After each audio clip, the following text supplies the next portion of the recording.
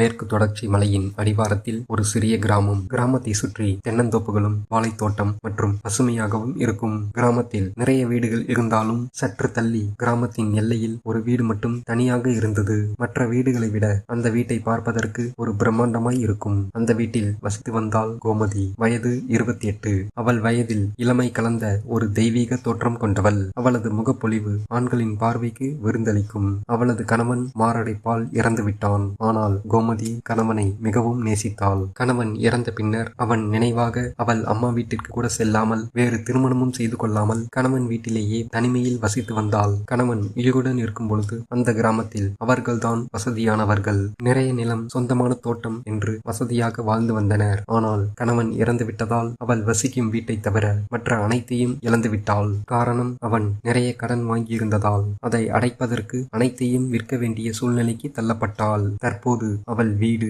அவள் வீட்டிற்கு பின்புறத்தில் உள்ள தோட்டம், அது மட்டுமே அவளுக்கு சொந்தம். தோட்டத்தில் விளையக்கூடிய காய்கறிகள், பழங்கள் அனைத்தையும் சந்தைக்கு கொண்டு சென்று விற்பனை செய்து அவள் வாழ்க்கையை ஓட்டிக் கொண்டிருந்தாள். அவள் கஷ்டத்தில் இருந்தாலும் சந்தை போகும்போதும் வரும்போதும் ஆண்களின் பார்வைக்கு ஒரு இரையாக தெரிந்தாள். அவள் அழகிற்கு அவளை திருமணம் செய்து கொள்ள ஒரு கூட்டமே அலையும். ஆனால் கோமதி யாருக்கும் செவி சாய்க்க மாட்டாள். அப்படி இருந்தாலும் தினம்தோறும் தனிமையில் இரவு நேரத்தில் அவளை வாட்டிக் கொண்டிருந்தது. கிராமத்திற்கு பின்புறத்தில் ஒரு அடர்ந்த காட்டில் ஒரு கிழவன் சில தினங்களாக பதுங்கியிருந்தான். அவன் பெயர் முத்தையன். 60 வயதுடைய அந்த கிழவனுக்கு யாரும் இல்லை. எந்த ஒரு வேலையும் கிடைக்காததால் திருடும் தொழிலை தேர்ந்தெடுத்தான். பகல் நேரத்தில் கிராமத்தில் வேலை தேடுவது போல் வீட்டில் யாரெல்லாம் இருக்கிறார்கள் என்று பார்த்து கொண்டே வலம் வருவான். சில வீடுகளில் சாதாரணமாக பேசுவது போல் அந்த வீட்டை நோட்டமிடுவான். ஒரு நாள் தனிமையில் இருக்கும் கோமதியின் வீட்டை பார்த்து அந்த வீட்டிற்கு சென்று கதவை தட்டினான். கோமதி வெளியே வந்தாள். அவள் கழுத்தில் ஒரு செயின் பின்னிக் கொண்டிருந்தது. அப்போது இந்த வீட்டில் ஒரு பெரிய தொகை இருக்க அதிக வாய்ப்பு உண்டு என்று முடிவு செய்தான். யார் நீங்க, என்ன வேண்டும் என்றால், குடிக்க தண்ணி கொடுமா என்று சாதாரணமாக பேசினான். 2 தினங்கள் கோமதி வீட்டை மட்டும் நோட்டமிட்டுக் கொண்டே இருந்தான். அந்த பெண்ணுடன் யாரெல்லாம் இருக்கிறார்கள் என்று பார்க்க தொடங்கினான். கடைசியில் நிறைய தகவல்களை சேகரித்த பிறகு ஒரு நாள் அமாவாசை இரவு நேரம் கிராமமே இருளில் சூழ்ந்திருந்தது. கோமதி வழக்கம் போல் இரவு உணவு முடித்துவிட்டு கதவை தாளிட்டு விளக்கை அணைத்துவிட்டு கட்டிலில் படுத்தாள். நள்ளிரவு 2 மணி. கிழவன் வீட்டின் பின்புறமாக ஏறி குதித்தான். பின்வாசலில் உள்பக்கம் தாளிட்டிருந்ததால் பாத்ரூம் குழாய் வழியாக ஏறி பாத்ரூமில் உள்ள ஜன்னல் கிளாஸை ஒவ்வொன்றாக கலட்டி உள்ளே இறங்கினான். கதவை மெதுவாக திறந்து உள்ளே சென்றான். இருளில் ஒன்றும் தெரியவில்லை. கிழவன் குழப்பத்தில் பொறுமையாக நகர்ந்தான். அந்த நேரத்தில் தடுமாறி பாத்திரத்தை தட்டிவிட கோமதி சட்டென்று எழுந்து யாரது என்று பயந்த குரலில் கேட்டாள். அவன் மனது படபடக்க தொடங்கியது. அசையாமல் அப்படியே நின்றான். கோமதி எழுந்து விளக்கை போட முயல கிழவன் வேகமாக அவள் கையையும் வாயையும் அடைத்தான். அவள் காதோரமாக, எனக்கு தேவையானதை எடுத்துக்கொண்டு போய்விடுவேன். இதற்கு இடையில் ஏதாவது பண்ண உன் உயிரை எடுக்க கூட தயங்க மாட்டேன் என்று கர்ஜனை குரலில் கூறினான். கோமதியின் உடல் நடுங்கத் தொடங்கியது. அவன் பின்பக்கம் நின்றதால் அவன் முகத்தை பார்க்க முடியவில்லை. ஆனால் அவன் குரலை வைத்து கிழவன் என்று புரிந்து கொண்டாள். அதோடு அவன் நெருக்கம், அவன் கை, அவள் வாயை அழுத்திக் கொண்டிருந்த நிலை அனைத்தும் கோமதிக்கு ஒருவித கூச்சத்தையும் கொடுத்தது. உன்கிட்ட இருக்கிற நகை, பணம் எங்கே இருக்கிறது என்று சொல் என்று கிழவன் கேட்க, என்கிட்ட எதுவும் இல்லை, நான் ஒரு ஏழை, என்னை விட்டுவிடு என்றாள். பொய் சொல்லாதே, இந்த கிராமத்திலேயே உன் வீடுதான் பிரம்மாண்டமாய் இருக்கு, இங்கே எதுவும் இல்லைன்னு சொன்னா நம்ப முடியுமா என்றான். கோமதி வேகமாக அவன் கைகளை தட்டிவிட்டு, நான் சொல்லுவதுதான் நிஜம். என் கணவர் இறந்து விட்டார். நான் தோட்டத்தில் விளையும் காய்கறிகளை சந்தையில் விற்று என் வாழ்க்கையை வாழ்ந்து வருகிறேன். ஒரு காலத்தில் என்னிடமும் நகை, பணம் எல்லாம் இருந்துச்சு. என் கணவர் வாங்கிய கடனை அடைக்க அனைத்தையும் கொடுத்து விட்டேன் என்று கதறினாள். அவளுடைய அழுகுரல் கிழவனின் மனதை தளரச் செய்தது. ஆனால் அவனுக்கு கிடைத்த ஏமாற்றத்தை நினைத்து கோபமடைந்தான். ஆனாலும் அவள் சூழ்நிலையை புரிந்து கொண்டு சற்று மனம் தளகினான். அந்த கணம் அவள் இரு கைகளையும் பிடித்து சுவற்றில் ஓரமாக தள்ளி அவள் முகத்திற்கு அருகில் சென்று பார்த்தான். இருளிலும் முகத்தின் அழகு அவனை ஏதோ செய்தது. அவளோ பயத்தில் நடுங்கிக் கொண்டிருந்தாள். அப்போது கிழவனுக்கு ஒரு எண்ணம் தோன்றியது. மெதுவாக அவன் அவள் கன்னங்களை தொட்டான். அவளோ பயத்தில் நடுங்கி வேண்டாம் என்று நகர முயன்றாள். ஆனால் அவனுடைய இறுக்கமான பிடி வலுவாக இருந்ததால் அவளால் சுத்தமாக நகர முடியவில்லை. அவன் கைகள் கொஞ்சம் கொஞ்சமாக அவள் தோள்களுக்கு சென்றது. பயப்படாதே, எல்லாம் நல்லதுக்குத்தான் என்று மென்மையான குரலில் கூறி அவன் நெருக்கத்தை அதிகப்படுத்தினான். அவளும் இதிலிருந்து எப்படி வெளியே வருவது என்று தெரியாமல் தவித்துக் கொண்டிருந்தாள். பலமுறை நகர முயற்சி செய்தாள். ஆனால் கிழவன் பலத்திற்கு அவளால் எதுவும் செய்ய முடியவில்லை. அந்த இருளில் கிழவனுடைய மூச்சுக்காற்று அவனை வேறு ஒரு பாதைக்கு அழைத்து சென்றது. விடியல் காலை. கிழவனால் எழுந்திருக்க முடியாமல் தலையை நிமிர்த்தி பார்த்தான். கோமதி கண்களை விரித்து முற்றத்தை பார்த்து கொண்டிருந்தாள்.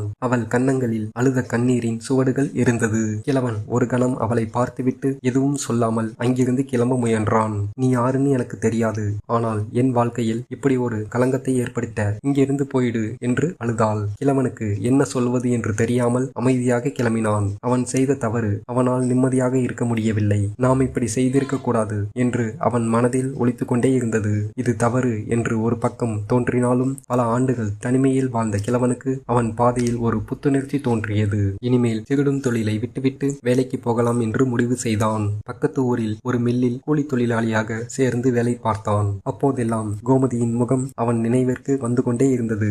அவளை பார்த்து பேச வேண்டும் என்று கிழவனுக்கு தோன்றியது. ஒரு நாள் மதியம் கிழவன் வீட்டின் முன்வாசலில் கதவை தட்டினான். கோமதி அவனை பார்த்ததும் இங்கே ஏன் வந்த என்று கோபமாக கேட்டாள். நான் உங்ககிட்ட கொஞ்சம் பேசணும். நான் செஞ்சது தப்புதான். என்னோட தொழில் திகழ்றது, அதுக்குத்தான் உங்க வீட்டுக்கு வந்தேன். ஆனால் வந்த இடத்துல உங்களை பார்த்ததும் என்னை மறந்துட்டேன். உங்களிடம் கொஞ்சம் பேசணும் என்று அமைதியாக சொன்னான். கோமதியும் சற்று யோசித்துவிட்டு உள்ளே வா என்று அழைத்தாள். நான் அன்னைக்கு இங்கிருந்து போனதிலிருந்து உன் நினைப்பாகவே இருக்கு. உன்னுடைய முகத்தை என்னால் மறக்க முடியவில்லை என்றான் கிழவன். பிறகு அவன் வாழ்க்கையில் நடந்த அனைத்தையும் கூறினான். அன்று நீண்ட நேரம் பேசினார்கள். கோமதிக்கு கொஞ்சம் கோபம் தணிந்தது. அவள் வாழ்க்கையில் நடந்ததையும் அவனிடம் பகிர்ந்து கொண்டாள். அந்த நிலையில் தனிமையில் இருந்த கோமதிக்கு ஒரு துணை தேவைப்பட்டது.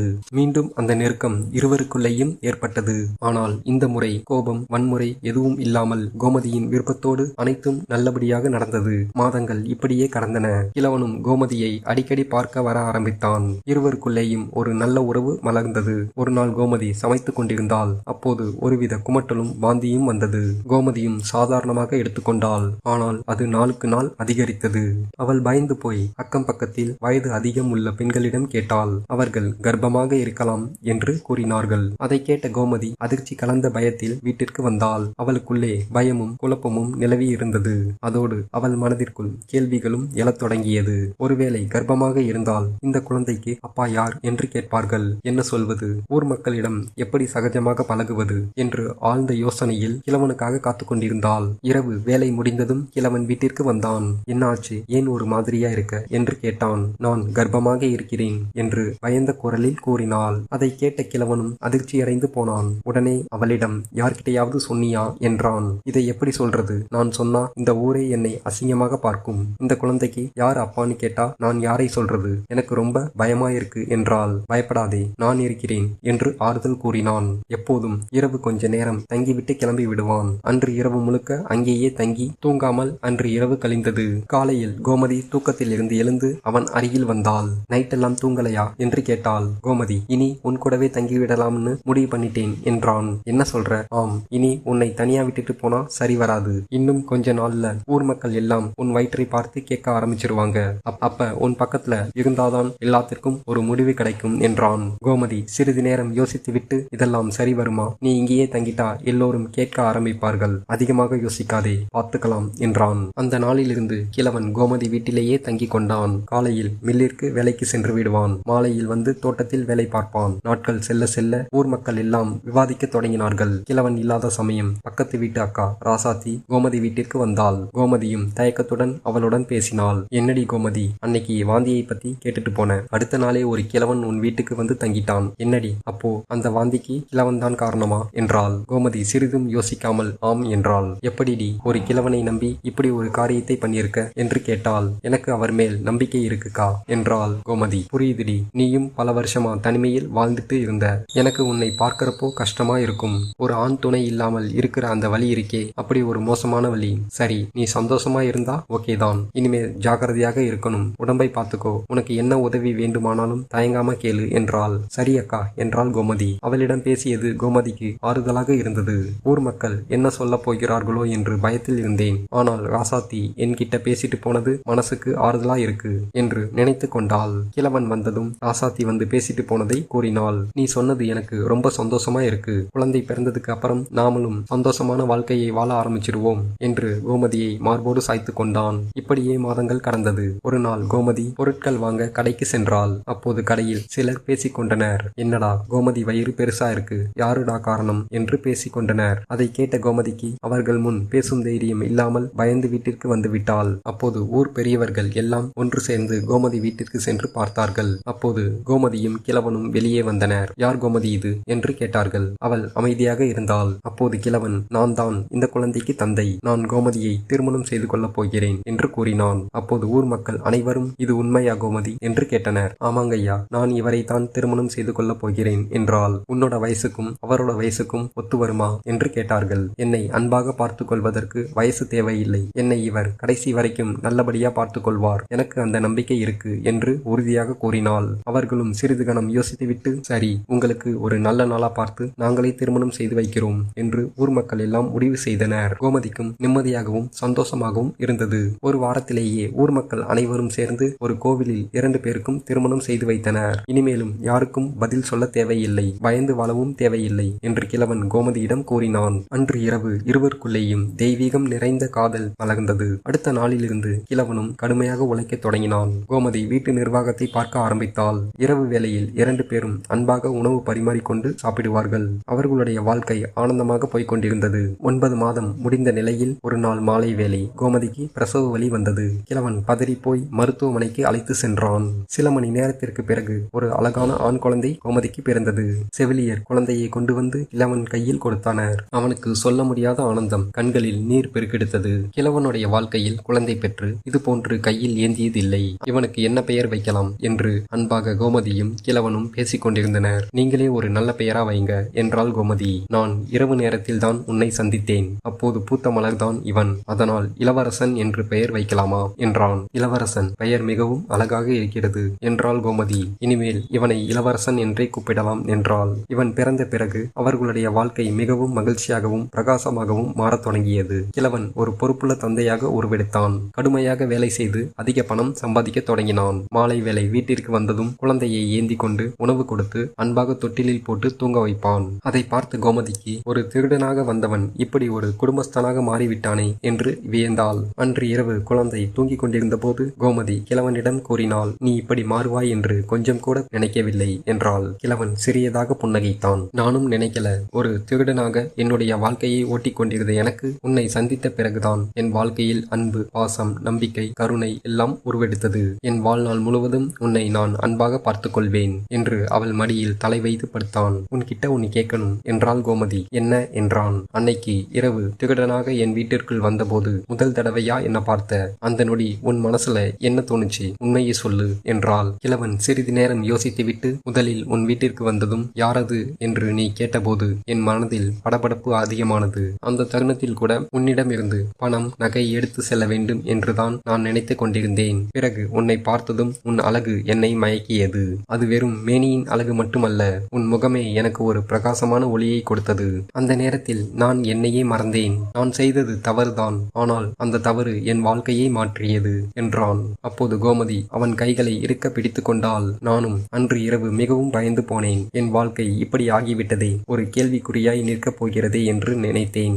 ஆனால் சில தினங்களுக்கு பிறகு நீ என்னை வந்து மனசு விட்டு பேசும்போது நீ ஒரு நல்லவன் என்று உணர்ந்தேன். அந்த நிமிடமே உன் வார்த்தையை நான் நம்பினேன். நீதான் என் வாழ்க்கை என்று முடிவு செய்தேன் என்று கோமதி கூறினாள். இப்படியே 5 ஆண்டுகள் கழிந்தது. இளவரசன் அப்போது ஒரு அழகான சிறுவனாக உருவெடுத்தான். இளவரசன் கிழவனைப் போலவே தைரியமாகவும் அன்பு நிறைந்த பாசத்துடனும் இருந்தான். அதோடு கிழவனுக்கு வேலை பார்த்த இடத்தில் மேனேஜர் பொறுப்பும் கிடைத்தது.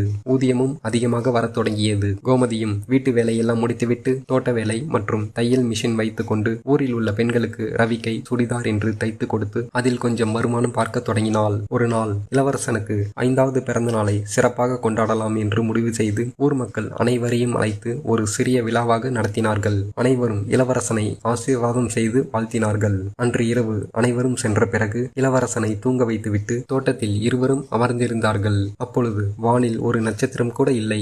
இருள் சூழ்ந்திருந்தது. பார்ப்பதற்கு ஒரு பயங்கரமான இரவாக இருந்தது. அன்றைக்கும் இது போன்றுதான் இருந்தது என்றாள் கோமதி. இந்த இரவு நாம் இருவரும் சந்தித்த முதல் நாள் இரவு போல் எனக்கு தெரிகிறது. அந்த இரவுதான் எனக்கு ஒரு புதிய வாழ்க்கையை கொடுத்தது என்று அவன் தோளில் சாய்ந்தாள். கிழவன் அவளை இருக்க பிடித்து கொண்டு, விதி நம் 2 பேரையும் ஒன்றாக சந்திக்க வைத்தது. ஆனால் அந்த அன்பு அந்த சந்திப்பை அர்த்தமுள்ளதாக மாற்றிவிட்டது என்றான். நீ இன்றைக்கு என் கணவன் மட்டுமல்ல, என் குழந்தைக்கு தந்தையும் கூட.